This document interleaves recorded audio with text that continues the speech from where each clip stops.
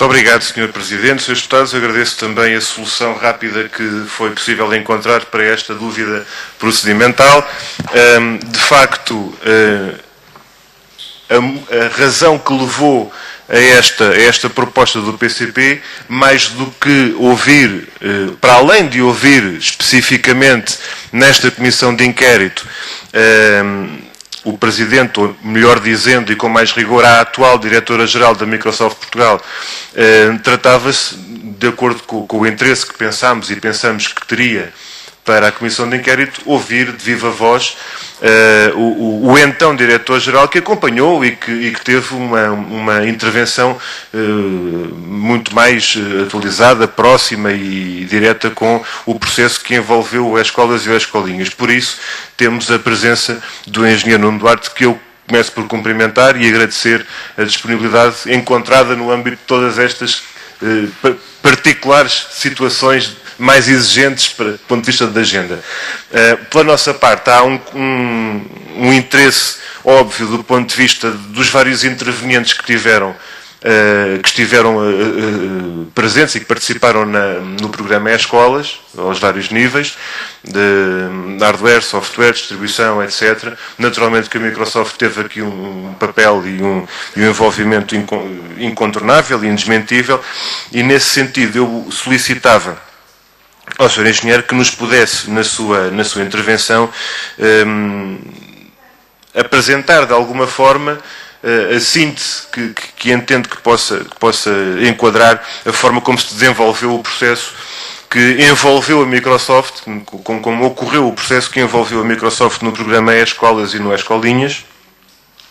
inclusivamente no que diz respeito aos seus antecedentes e ao seu lançamento, como surgiu o primeiro contacto para o E-Escola junto da Microsoft,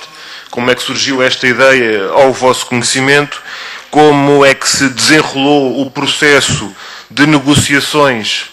entre o Governo e a Microsoft, e naturalmente eu digo Governo lato sensu, porque estou aqui a incluir a Fundação para as Comunicações Móveis, que as operadoras têm, e não só, considerado como setor público, e penso que também, de acordo com os instrumentos contratuais que a Microsoft desenvolveu, considera também a Fundação como setor público. Portanto, Governo, setor público, como é que se desenvolveu esse processo de negociações e quem foram os interlocutores que a Microsoft encontrou na contraparte ao nível do setor público, se foi o Dr. Mário Franco, se foi o Dr. Paulo Campos, se é assim e se houve mais alguém. Gostava que trouxessem que o Sr. Engenheiro trouxesse esse testemunho. Depois, ficou relativamente claro que há um percurso e uma evolução do ponto de vista de negociações entre o Estado português e a Microsoft, desde logo começando com o memorando de entendimento, salvo erro, de 2006, prosseguindo mais tarde com novos memorandos de entendimento, 2007, 2008, e nomeadamente até ao acordo de Aliança Magalhães, de outubro de 2008, e na véspera da assinatura desse acordo de Aliança Magalhães, 3 de outubro de 2008, há uma carta de acordo relativa à iniciativa E-Escolas. E, desse ponto de vista, entre outras coisas, menciona-se uma disponibilidade, digamos, um compromisso, melhor dizendo, para a disponibilização do investimento de $23,20 para o tal fundo de investimento de Microsoft para a iniciativa E-Escolas, no pressuposto de serem obtidas 450 mil licenças de software Microsoft. Eu gostava de ouvir da sua parte algum enquadramento sobre, e algum relato sobre a gestão deste fundo Microsoft para investimento, a realização dessas dotações financeiras. Ao que sabemos, parece-nos que não existe propriamente um seguimento tal como estava previsto, aquele seguimento que estava previsto de reuniões anuais, de relatórios periódicos, etc., etc., e era importante, obviamente, verificar se isso assim aconteceu e, de qualquer forma, se esta verba deste fundo de investimento de Microsoft foi ou não realizado e até que montantes. Depois há uma questão que é incontornável, que é a dimensão do programa E-Escolas e também do E-Escolinhas, mas por junto, de forma integrada, estes programas E-Iniciativas, digamos assim, a dimensão destas iniciativas e o seu impacto para a Microsoft. Houve quem tivesse considerado,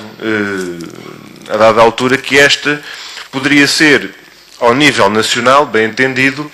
uma das maiores, se não a maior, negociação feita para uma venda ou um fornecimento de software, ou melhor dizendo, licenças, licenciamento de software. Pelo menos com o E-Escolas, isto significaria qualquer coisa como 800 mil licenças. Eu gostava que confirmasse esta dimensão, se a leitura está correta ou não, porque estamos, de facto, perante uma operação, um acordo, uma negociação que envolve montantes e quantidades que encontram comparador dificilmente algures nos anos em que esta indústria se tem desenvolvido e vindo a intervir comercialmente em Portugal.